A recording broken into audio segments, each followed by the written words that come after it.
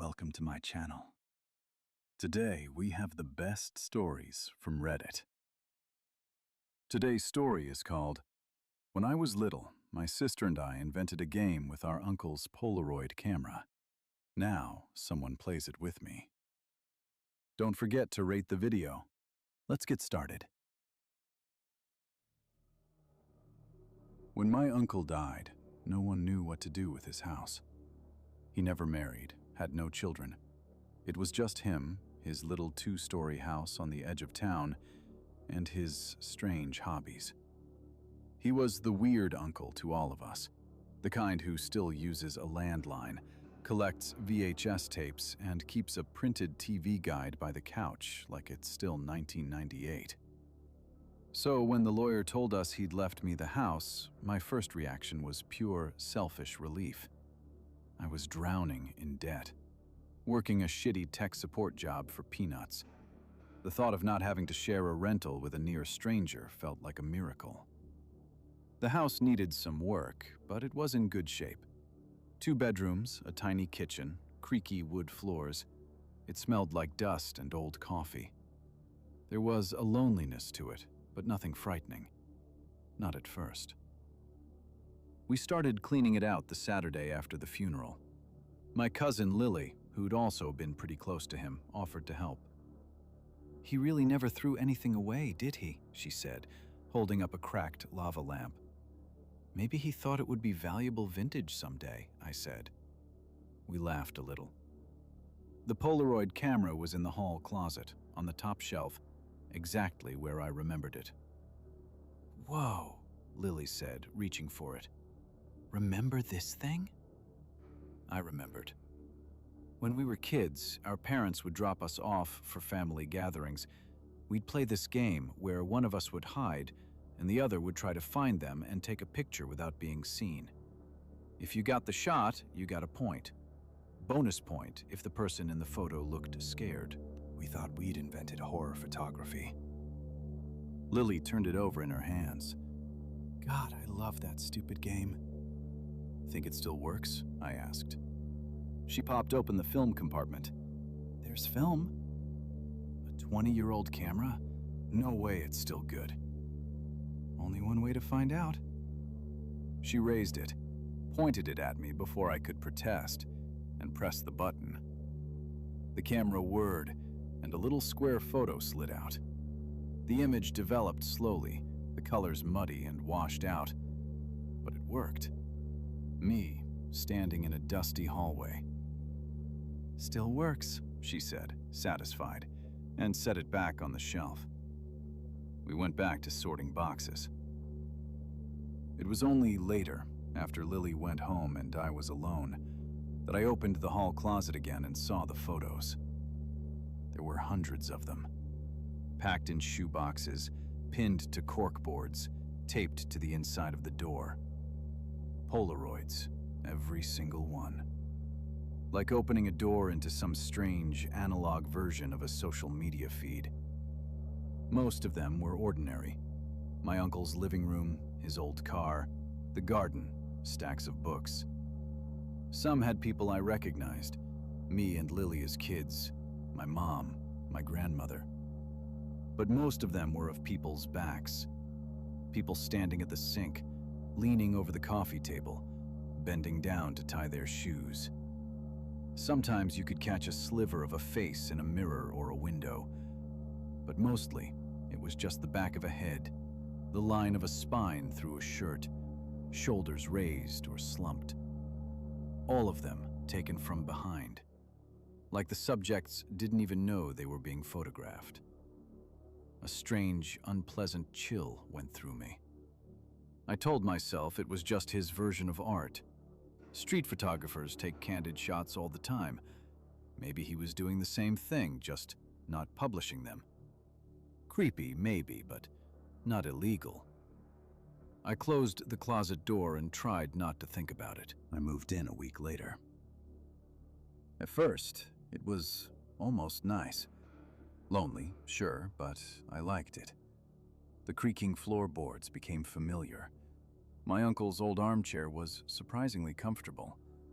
I bought a thrift store lamp, a cheap rug, tried to make the place mine. The first few nights, I slept with the TV on because the silence felt heavy. But nothing especially strange happened.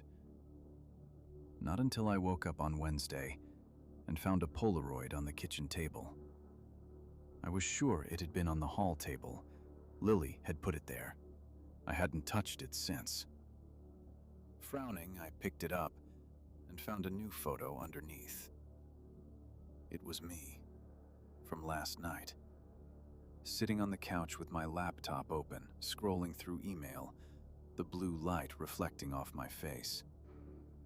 Taken from behind. Same hoodie, same messy bun. The TV was on in front of me, a blur of light. I stared at it, trying to make sense of it.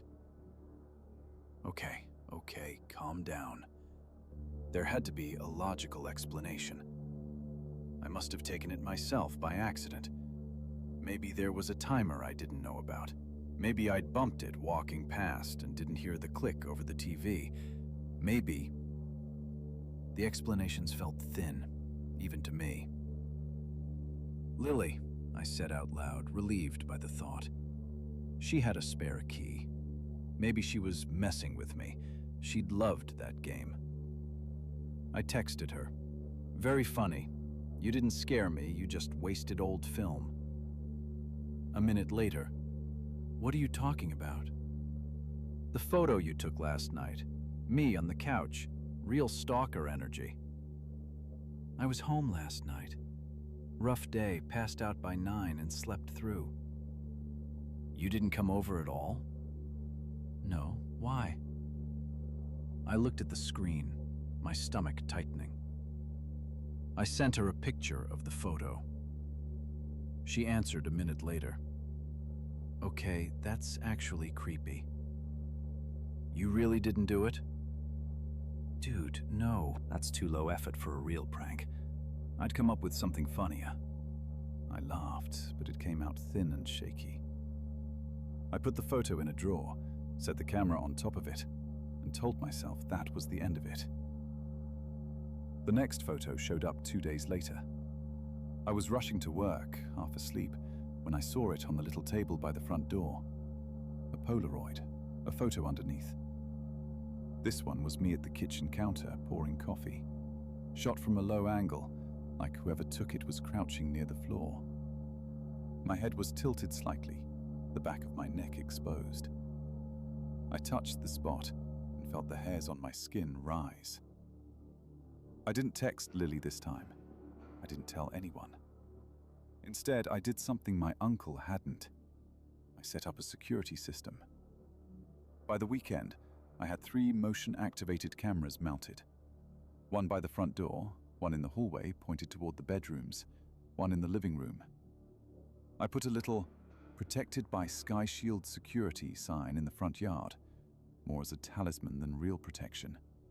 Just in case it wasn't ghosts. Just in case someone was actually coming into my house at night. The next night, I stayed up late on the couch, pretending to watch TV while keeping one eye on the camera feed. Nothing. Just static, slow shifts of light and shadow, the occasional flicker. By 1:30 a.m., my eyes were starting to droop. Eventually, I gave up and went to bed. I woke at 3:12 a.m., not to a noise, not to a nightmare, because I suddenly felt watched, like something had been leaning over me while I slept. That suffocating sense of a presence inches away. I lay perfectly still, my heart hammering in my throat. Finally, I forced my eyes open. The room was dark. The shadow of my dresser was frozen on the wall, moonlight seeping through the edges of the curtains. Nothing was standing over me, but the feeling didn't fade. I sat up slowly, turned on the lamp, and looked around. Empty. I got out of bed, forced myself to walk down the hall, past the dark bathroom and the empty second bedroom, to the living room. The Polaroid was on the coffee table, lens pointing straight down the hall. Underneath it was a new photo. My hands were shaking when I picked it up. It was me, asleep on my side in bed, hair spread across the pillow. Taken from behind.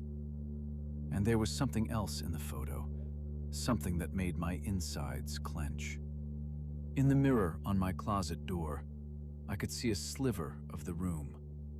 My back, the edge of my pillow, and behind me, at the very edge of the frame, a figure, darker than the shadows, tall, bent slightly, like it was leaning over me. I dropped the photo like it had burned me. I grabbed my phone and opened the security app, fingers fumbling over the password screen. The hallway camera showed nothing. The living room camera showed nothing.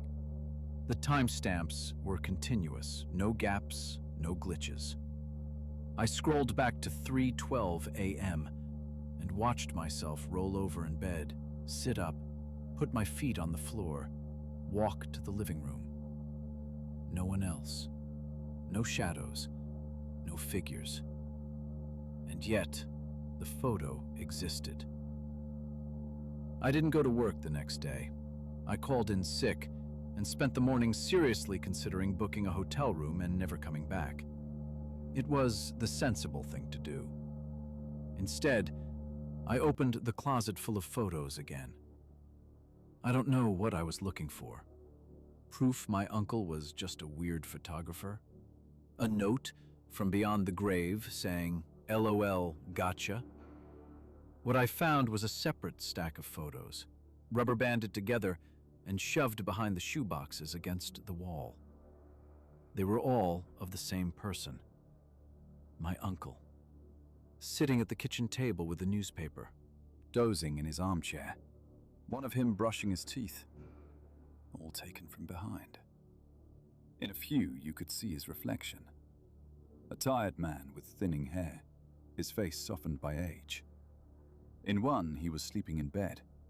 In the mirror behind him, a blurry shape in the shadows. I went cold. The last photo in the stack was different. It was the hallway, straight on toward the closet where I was standing. The bedroom door, the scuffed baseboards, the slightly crooked painting of a lighthouse my uncle had hung. Empty, except for a pair of bare feet visible at the very bottom of the frame. Heels turned outward, toes pointed straight at the camera. The skin on those feet looked wrong, too pale, the veins like dark thread under thin parchment. The photo had been taken from a low angle, like the camera was sitting on the floor, like something was lying on its stomach, looking up. I shoved the photos back in the box, my hands shaking.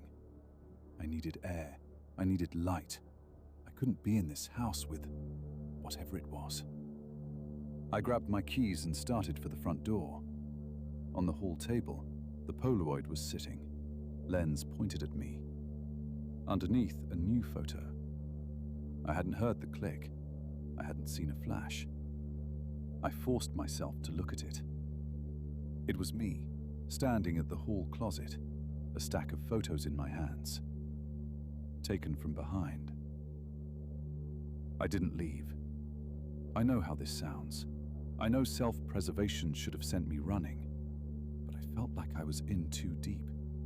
Like if I walked out that door, something would crawl out after me. Instead, I called Lily. "Hey," she answered, her voice casual. "Still alive?" "I need you to come over," I said, hating how thin and tight my voice sounded. "Are you okay?" No. She didn't ask anything else. "On my way." I sat on the couch and waited. The security footage was open on my laptop. The Polaroid sat on the coffee table between us like it was watching the feed with me. 5 minutes passed. 10. 15. "Where are you?" I texted. She didn't answer. Instead, I got a notification from the security app. Motion detected at the front door. I switched to the porch camera. Empty. My heart lurched. Another notification. Motion detected in the hallway. The hallway camera activated. Empty. The timestamp was current, the seconds ticking by. "Stop it," I whispered, as if my voice could make it stop.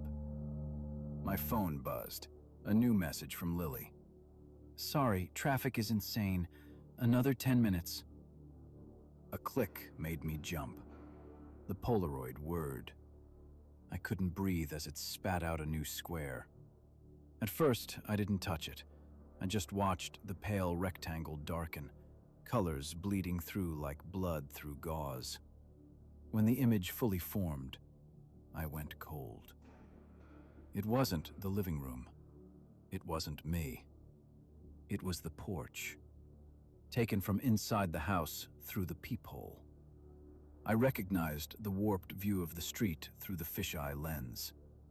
Lily was on the porch, one hand raised like she was about to press the doorbell, and she was turned, looking over her shoulder like she'd heard something behind her. The photo had been taken from behind her shoulder. I looked at the timestamp in the corner. My uncle had always written the date on his photos in small, neat handwriting. This one had the date and time scratched into the white border. It was today, 10 minutes from now. I don't remember making the decision. One moment I was staring at the photo, the next I was moving. I put the camera face down on the coffee table, grabbed my car keys and phone, dialed Lily while shoving my feet into my shoes. She picked up on the second ring. "Hey, I'm almost..." "Don't come to the house," I said, unlocking the door. "I'm leaving. Meet me at the diner on Maple, okay? Right now. Just go there. Please, Lily, I'm serious." A pause. Okay, yeah. You're kind of scaring me." "I'll explain when I get there," I said, and hung up before she could ask more. I didn't look at the security feed, didn't look back. I just opened the front door and stepped into the afternoon sun like I was surfacing from deep water. The air outside felt thin and too bright. I locked the door out of habit, got in my car, and just breathed. I started the engine. My phone buzzed. I glanced at the screen automatically. New photo detected from hallway camera. Against all reason, I opened the app. The hallway feed loaded. There was the front door, the empty hall table, the closed closet door. And in the center of the hallway, at the very edge of the frame, there was a figure. Not a trick of the light, not a glitch. Something tall, bent at the waist at an impossible angle, like it was folding itself to fit in the narrow space. Its limbs were long and thin, hands braced on the floorboards like it was about to go down on all fours. Its head was touching the ceiling. The feed froze. The app crashed. The phone returned to the home screen. My own face stared back at me from the black glass, eyes wide. Something shifted in the back seat. Just a small movement, a soft creak of old fabric. I didn't turn around. I started the car and reversed out of the driveway, my hands shaking so badly I could barely keep them on the wheel. As I pulled onto the street, my phone buzzed again. A text from an unknown number. No message, just a photo. I opened it. It was me, sitting in my car in front of the house, hands on the wheel, looking down at my phone. Taken from behind. I'm writing this from a motel 2 towns over. Lily is fine. We met at the diner. She thinks I'm having a breakdown. Maybe I am. I told her some of it, the parts that sounded least insane. She made me promise to see a therapist. I promised. I won't. The house is empty. All my things are still there. My uncle's boxes, the shoe boxes of Polaroids, the camera. I thought about calling a priest. an exorcist, burning the house down. Instead, I just keep checking my phone. Every few hours, a new photo comes in from an unknown number. Me at a gas station, putting the pump back in its cradle. Me walking into the motel lobby. Me sitting on the bed, typing on my laptop. Always from behind. I tried to trace the number. It came back as one word: Polaroid.